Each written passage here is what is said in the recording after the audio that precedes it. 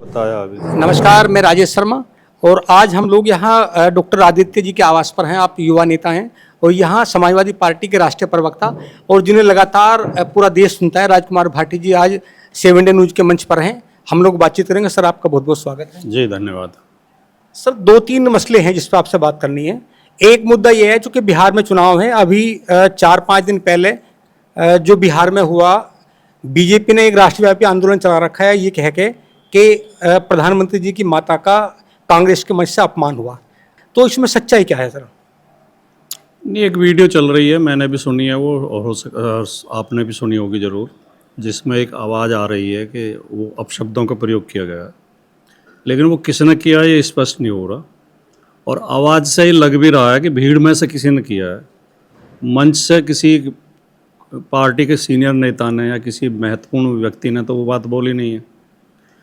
लेकिन अभी थोड़े दिन पहले ही 10 दिन पहले भारतीय जनता पार्टी का एक अधिकृत प्रवक्ता जो ऑफिशियल स्पोक्स पर्सन है उनका, वो ऑन एयर शो में, चलते हुए शो में टीवी पे कांग्रेस के प्रवक्ता की माँ के लिए अपशब्दों का प्रयोग कर रहा था।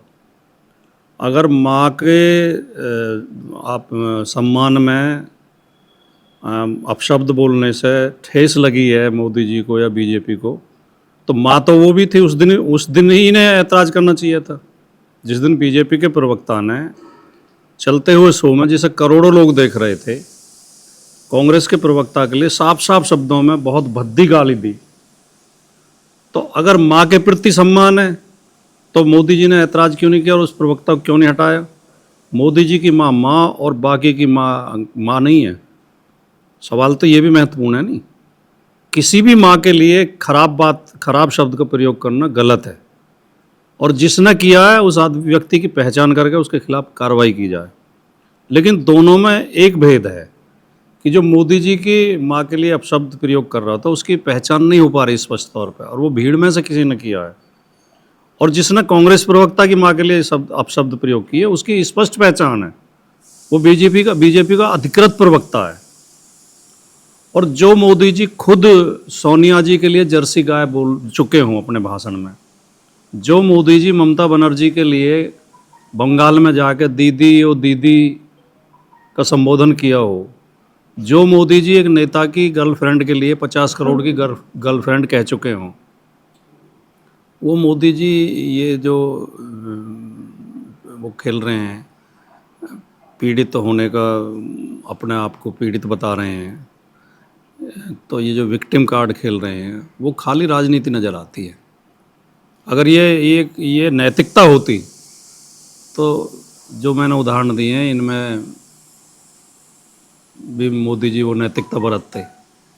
सर, इस समय अगर मैं पश्चिम उत्तर प्रदेश की बात करूं तो जो गुर्जर पॉलिटिक्स है इस समय बड़ा सर्मा गर्मी का दौर है। हालांकि 2022 की बात करें या 2017 की बात करें तो हमें लगता है कि पश्चिम उत्तर प्रदेश में गुर्जर पॉलिटिक्स दोनों ओर झुकी, एनडीए की ओर भी और इंडिया गठबंधन की ओर भी।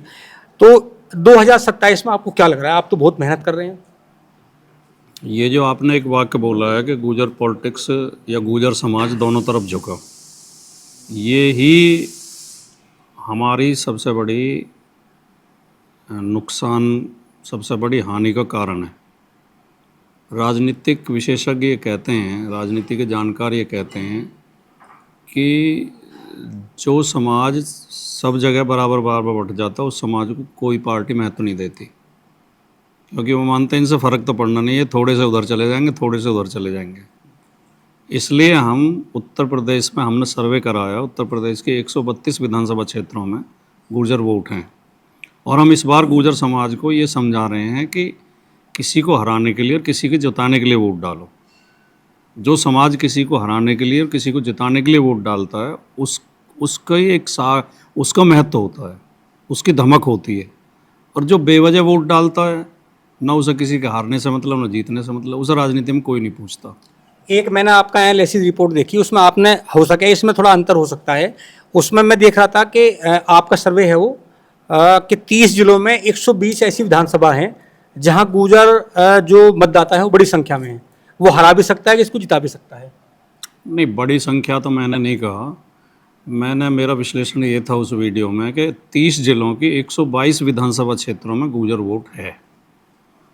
ठीक है नहीं।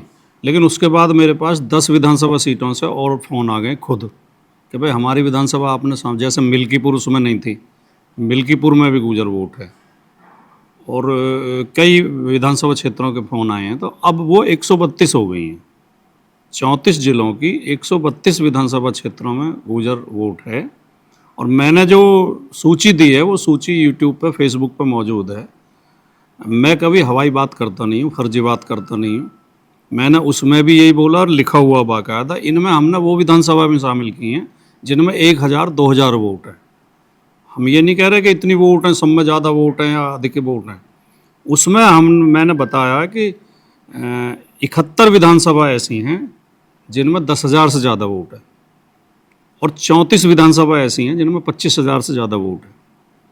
ठीक है नहीं। 1000 से नीचे वाली 9,000, 8,000, 7,000, 6,000, 5,000, 1,000 तक की भी हमने शामिल की है। लेकिन 132 विधानसभा ऐसी हैं जिनमें गुर्जर वोट है। और मैं समझता हूँ कि लोकतंत्र में और चुनाव में 1,000 वोट भी महत्व रखती है। अगर वो एकजुट होकर पड़े तो कई विधानसभाएं, इस बार हमारे 2022 के विधानसभा चुनाव में 22 सीटें ऐसी थीं जो 1,000 से नीचे नीचे हारी जीती गई थी, और 80 सीटें ऐसी थी जो 10,000 से नीचे हारी जीती गई थी। तो 1,000 वोट भी महत्व रखती है। हम ये दावा नहीं कर रहे कि बहुत ज़्यादा वोट हैं या सब में ज़्यादा वोट हैं। 21 विधानसभा सीट ऐसी हैं उत्तर प्रदेश की जिनमें कभी ना कभी गुर्जर विधायक रहा है। ठीक है नहीं। तो जो आंकड़े देंगे वो उसके सबूत के आधार पर देंगे, तथ्यात्मक देंगे और असली देंगे। मैंने जो सूची जारी करी है उनमें कहीं 2-4 हज़ार फालतू तो निकल आएंगे, एक भी विधानसभा में कम वोट नहीं निकलेंगे जितनी मैंने लिखी है। मैंने कई जगह उन्हें जो काउंटर चेक कर करके कई लोगों से तब लिखी है। एक सर मैं देख रहा हूँ सोशल मीडिया पे, मतलब प्रिंट मीडिया पे भी, कि जीएसटी का जो स्लैब तय किया है, कुछ जीएसटी घटाई है सरकार ने, तो इसके पीछे क्या वजह है? मोदी जी की सरकार ने वैसे तो हर क्षेत्र में ही जन विरोधी काम किए हैं और देश का बहुत नुकसान किया है, व्यवस्था को बर्बाद किया है। जीएसटी के मामले में पूरी तरह फेल रहे हैं। ये बहुत जल्दबाजी में इन्होंने आधी रात को संसद खोलकर जीएसटी का बिल पास कराया, और जो विपक्ष के लोग सलाह सुझाव दे रहे थे उन्हें हवा में उड़ाते रहे। जो परिवर्तन अब किया इन्होंने, ये सुझाव तो 5-7 साल से दिए जा रहे थे कि जीएसटी में आपने बहुत ज़्यादा जो स्लैब बना, 24% तक जीएसटी लगा दी, और कई चीज़ों पे गलत तरीके से जीएसटी लगाई गई है। वो गलत है, अव्यावहारिक है, उससे सबको नुकसान है और ख़ास तौर से उपभोक्ताओं को नुकसान है, उससे महंगाई बढ़ रही है। अब इन्होंने सुधार किया है थोड़ा, तो सुधार तो ठीक है, हम उसका समर्थन करते हैं, लेकिन ये सुधार की मांग तो विपक्ष बहुत दिन से कर रहा था। क्या बिहार चुनाव को लेकर किया है? राजनीतिक पार्टियां देखिए, बड़े एक जो कटु सत्य तो ये है कि कोई भी राजनीतिक पार्टी जब कोई निर्णय लेती है तो चुनाव तो उसकी दृष्टि में होते ही हैं। कोई भी सरकार निर्णय लेती है, लोकतंत्र की ये एक अच्छाई भी है, ये कोई ख़राब बात नहीं है कि अगर चुनाव ना हो तो सरकारें तो बहुत तानाशाह हो जाएं। लेकिन अभी भी 18% ज़्यादा है, उसे और थोड़ा और कम करना चाहिए था। एक सर मेरे पास एक पत्र आया, वो ग्राम प्रधान है, एक यहीं रोहटा ब्लॉक पड़ता है अपने यहाँ मेरठ में, इसका एक प्रधान है। तो उन्होंने पत्र लिखा, उन्होंने ये बताया कि पहली बार, कह रहे मैं कई बार प्रधान बन चुका गांव का, लेकिन पहली बार ऐसा हुआ है इस वाले इसमें कि डेवलपमेंट का जो पैसा शासन से आता है उसमें कभी टैक्स नहीं लगा। अगर जीएसटी लगती है तो जो कंपनी काम करती है डेवलपमेंट का, उसे वो सब जीएसटी देनी पड़ती है।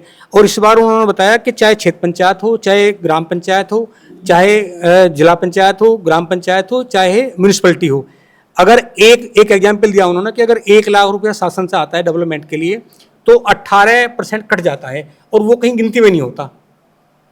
हाँ, ये बहुत ख़राब है। ये जो है डेवलपमेंट के पैसे में, पहली बात तो इस सरकार ने कमीशन खोरी बहुत ज़्यादा बढ़ा दी है। अधिकारी जब फंड रिलीज करते हैं तब कमीशन ले लेते हैं, फिर ठेकेदार उसमें मुनाफाखोरी करता है, फिर बिल पास करते समय इंजीनियर कमीशन लेता है, फिर उस पर भी जीएसटी लग जाती है। तो जो बजट पास किया जाता है, मान लिया 1 लाख का बजट है, तो उसमें से मुश्किल से ठीक से जो खर्च हो रहा है ग्राउंड पे वो 20-25 हज़ार रुपये खर्च हो रहा है। बाकी तो टैक्स में और कमीशन में और उसमें चला जाता है, रिश्वतखोरी में। तो ये ख़राब व्यवस्था है। दूसरा, इस सरकार का सिस्टम, सरकार ने ये बना दिया है कि आप भैंस खरीदते हैं तो भैंस पर जीएसटी देनी पड़ेगी, फिर भैंस का दूध बेचेंगे, भैंस के लिए चारा लाएंगे, खल लाएंगे, बिनौले लाएंगे, उन पर जीएसटी देनी पड़ेगी, फिर भैंस का दूध निकालेंगे, दूध बेचेंगे तो उस पर जीएसटी देनी पड़ेगी, फिर उस दूध की दही जमा के बेचेंगे तो दही पे भी जीएसटी देनी पड़ेगी, उस दही में से घी निकाल के बेचेंगे तो उस पर भी जीएसटी देनी पड़ेगी, दूध का पनीर बना के बेचेंगे तो उस पर भी जीएसटी देनी पड़ेगी, उसकी मिठाई बना के बेचेंगे तो भी जीएसटी देनी पड़ेगी। मतलब एक चीज़ पे कितनी बार जीएसटी लोगे। तो ये टैक्स की सरकार बन गई है, टैक्स। और ये राम भक्त बनते हैं, रामायण ही पढ़ लें। रामायण में रामचंद्र जी ने खुद कहा है कि जो सरकार ज़्यादा टैक्स वसूलती है वो सरकार, जनता, उसकी सरकार की जनता बगावत कर देती है जनता सरकार के खिलाफ। तो ज़्यादा टैक्स नहीं लेना चाहिए। ये राम की भी नहीं सुन रहे। 2027 के लिए पीडीए के 3 मुद्दे कौन से होंगे बहुत बड़े? पीडीए के मुद्दे सबसे ज़्यादा जो है, जो एक विकास को अवरुद्ध कर दिया बीजेपी की सरकार ने, नंबर 1, उसे पटरी पर लाया जाएगा। नंबर 2, जो पीडीए समाज के साथ ये अन्याय कर रहे हैं हर चीज़ में, नौकरी में, सिलेक्शन में, ट्रांसफ़र में, पोस्टिंग में, भर्ती में, और यहाँ तक कि मुठभेड़ भी जाति देख देख कर करते हैं। गोली भी मार रहे हैं तो जाति देख के मारते हैं, मुकदमे भी दर्ज करते हैं। तो शिक्षक भर्ती में कितनी बेईमानी हुई है, उस अन्याय को दूर किया जाएगा। जो जिन लोगों को के साथ जिन लोगों को सम्मान नहीं मिला उन्हें सम्मान दिया जाएगा। और तीसरे, जो बीजेपी ने जो बिगाड़ किया है, संवैधानिक संस्थाएं ख़त्म की हैं और जो लोकतंत्र को नुकसान पहुंचाया, जैसे प्रेस फ्रीडम ख़त्म की है, बोलने की आज़ादी ख़त्म की है, ये इसमें सुधार किया जाएगा। क्या लगता है कि 2027 में राष्ट्रीय लोकदल का गठबंधन समाजवादी पार्टी से होगा? कोई उम्मीद मुझे दूर दूर तक नहीं लगती। जो हमारा फ़िलहाल इंडिया गठबंधन है, इस इंडिया गठबंधन के तहत चुनाव लड़ेंगे। किसी नई पार्टी से कोई गठबंधन नहीं करेंगे। और जो पार्टी धोखा दे के गई हो, जो जिसके ऊपर धोखाधड़ी का ठप्पा लग गया हो, इसे तो बिल्कुल नहीं करेंगे। तो वेस्ट यूपी में आपके कौन से एजेंडे होंगे? एजेंडे कौन से? एजेंडा, नहीं, वेस्ट यूपी का सबसे बड़ा एजेंडा तो गन्ना किसान है। गन्ना किसानों की बेहतरी के लिए काम किया जाए, गन्ना मिलों में सुधार किया जाए, गन्ने का भुगतान में सुधार किया जाए, गन्ने का रेट बढ़ाया जाए। कुछ ज़िलों में दिल्ली के नज़दीक ज़मीनें एक्वायर हो रही हैं, उन किसानों को राहत दी जाए, उनके लिए योजनाएं बनाई जाए। उनके बच्चों को एडमिशन नहीं मिलते, रोज़गार नहीं मिलते इंडस्ट्री में, उनकी ज़मीन का ठीक रेट नहीं मिलता। ये एजेंडे हैं। और बाकी तो सब संयुक्त पूरे प्रदेश का एजेंडा है। बिजली, पानी। समाजवादी पार्टी का तो हमेशा नारा रहा है, रोटी कपड़ा सस्ती हो, दवा पढ़ाई मुफ्ती हो। बस लास्ट सवाल है, मैं आपको ज़्यादा समय नहीं लूँगा। अगर मैं 2024 के मेंबर ऑफ पार्लियामेंट के रिजल्ट की बात करूं तो आपकी पार्टी इस समय इंडिया के 30 नंबर की पार्टी है। और अगर उत्तर प्रदेश की बात करूं तो यहाँ मुख्य विपक्षी दल है। और हमने वो दो देखा, जब मुलायम सिंह जी मुख्यमंत्री होते थे, जब वो विपक्ष में बैठते थे तो बहुत सारे मूवमेंट चलते थे। ऐसा लगता नहीं उत्तर प्रदेश में कि विपक्षी पार्टी जो कि समाजवादी पार्टी है, सड़कों पर कोई बड़ा मूवमेंट चलता हो। नहीं, सड़कों पर लगातार मूवमेंट हो रहे हैं। पिछले 2-3 महीने से हर सप्ताह जिला मुख्यालयों पर प्रदर्शन किए हैं समाजवादी पार्टी के कार्यकर्ताओं ने। लेकिन एक परिवर्तन ये आया है कि पहले मीडिया दिखाता था विपक्ष को, अब मीडिया दिखाता नहीं है। अब विपक्ष सरकार के गुणगान में ही मीडिया लगा रहता है और फिर ये भी आरोप लगाते हैं कि आप कुछ करते नहीं हो। बाकी आपने जो कहा कि 2 लोकसभा चुनाव के आधार पर समाजवादी पार्टी नंबर 1 की पार्टी है उत्तर प्रदेश की। मैंने देश में कहा। हाँ, नहीं, तो उत्तर प्रदेश में मुख्य विपक्ष बताया नहीं आपने, तो लोकसभा चुनाव के आधार पर तो नंबर 1 की पार्टी है। और हम 37 सीटें जीते, लेकिन 10 सीटें हमें बेईमानी से हराई गई, वरना जनता ने हमें 47 सीटें जिताई हैं। और 2027 के विधानसभा चुनाव में समाजवादी पार्टी 350 से ऊपर सीटें लेके स्पष्ट बहुमत की, 2/3 बहुमत की सरकार बनाएगी। गुर्जर पॉलिटिक्स के बारे में आप क्या कहना चाहोगे? गुर्जर समाज में एक सबसे बड़ी कमी ये रही है कि गुर्जर समाज के नेताओं ने समाज के लिए काम करने के लिए कुछ नहीं किया, व्यक्तिगत राजनीति की है। गुर्जर समाज में राजनीतिक चेतना की कमी है, राजनीतिक एकजुटता का अभाव है। उसके लिए हम लगातार काम कर रहे हैं। एक जो हमने 132 विधानसभा चिन्हित की, उस एक विधानसभा क्षेत्र में हम जा रहे हैं।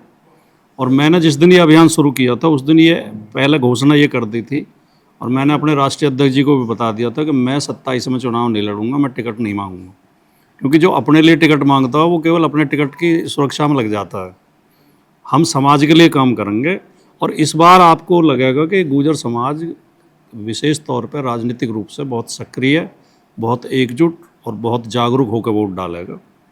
और कई लोग ये कहते हैं, टिप्पणी करते हैं कि जातिवाद, ये जातिवाद नहीं है। हर समाज के व्यक्ति को अपने अपने समाज में जागरूकता फैलाने के लिए और उन्हें सही दिशा देने के लिए, सही मुद्दे बताने के लिए काम करना चाहिए। जातिवाद वो है कि अगर हम किसी जाति के खिलाफ बोलें या किसी जाति के खिलाफ अभियान चलाएं। हम तो अपने समाज के लोगों को लगातार ये समझा रहे हैं कि दूसरी जातियों से मित्रता बनाओ, भाईचारा बनाओ, उनसे दोस्ती बनाओ, उनसे प्रेम करो, एकजुटता बनाओ, और नहीं तो अलग थलग पड़ जाओगे। तो जातिवाद नहीं करना चाहिए, सब जातियों को साथ लेकर चलना चाहिए, सबका सम्मान करना चाहिए। मिहिर सम्राट मिहिर भोज को लेकर यहाँ पूरा गतिरोध है। अभी जयंती थी मिहिर भोज की, तो उस जयंती में चूंकि मुखिया गुजर यहाँ एक जयंती मनाने की ऐलान किया था और पुलिस से उलझा हुई, मुकदमा दर्ज भी हुआ। तो मिहिर भोज को लेकर जो पूरा दो समाजों के बीच टकराव है, इसमें आप क्या कहना चाहोगे? मिहिर भोज के नहीं, समाज से कोई टकराव नहीं है हमारा, राजपूत समाज से कोई टकराव नहीं है। राजपूत समाज ने हमारा कहीं विरोध नहीं करा। राजपूत हमारे साथ, हम दादरी में रहते हैं, दादरी में मिहिर भोज की 2 प्रतिमाएं लगी हुई हैं। मिहिर भोज के नाम से 7 संस्थाएं हैं।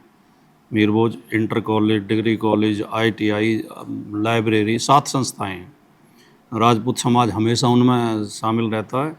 मिहिर भोज के नाम पर गुर्जर समाज को अपमानित करने का काम बीजेपी ने किया, योगी आदित्यनाथ ने किया, और उन्होंने गुर्जर शब्द के ऊपर कालिक पुतवाई दादरी में। तो जो ये है, ये करनी सेना और बीजेपी का करा धरा है। राजपूत समाज का कोई विरोध नहीं है, ना राजपूत समाज की, गुर्जर समाज की कोई लड़ाई है।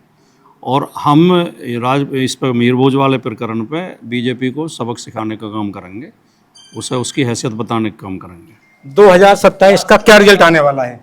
बता तो दिया मैंने, 350 के साथ 350 से ऊपर सीट लेके समाजवादी पार्टी सरकार बनाएगी। तो हम लोग बात कर रहे थे राजकुमार भाटी जी से, क्योंकि तमाम लोग जब टीवी में देखते हैं तो इनका अपना अंदाज है सवाल जवाब करने का भी, और जब वहाँ डिबेट में बैठते हैं तो डिबेट में अपना इनका अलग अंदाज है और जो पसंद भी है लोगों को। तो आज यहाँ मेरठ में आए थे, इनका पॉलिटिकल दौरा है। आज बातचीत सर, आपका बहुत बहुत धन्यवाद 7 मिनट के लिए। जी नमस्कार।